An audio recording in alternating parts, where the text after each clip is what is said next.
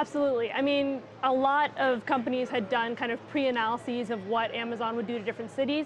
The interesting thing, though, is that while they predicted a big boom in kind of underdeveloped cities like Newark and Charlotte, cities like DC, people were saying only maybe 3 or 4%, but you're seeing 18%.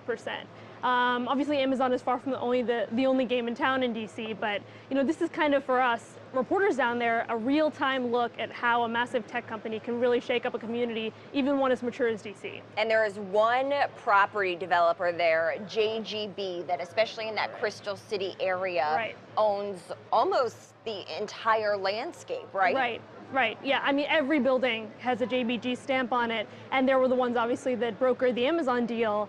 They have made a commitment to affordable housing in the area, but, there's definitely this kind of sprawl already happening where you've got buildings that are stamped with Amazon, and there's going to be more to come.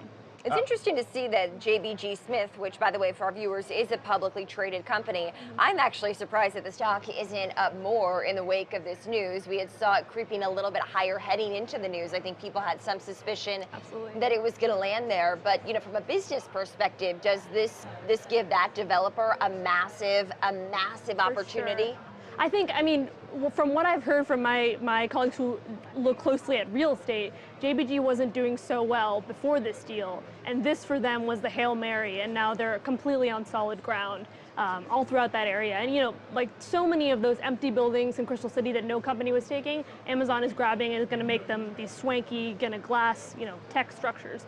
What's the conversation right now about affordability that's happening? Because if we look at what happened in Seattle and the Amazon boom that has happened in Seattle, I mean, pretty much among the top issues of Seattle residents right now is displacement of residents, homelessness, and then of course rising housing prices. Are we going to see the same thing in Crystal City, Virginia? I mean, already in DC and the Crystal City and DMV community, it costs $90,000 a year to live comfortably, but the median income is $73,000 a year.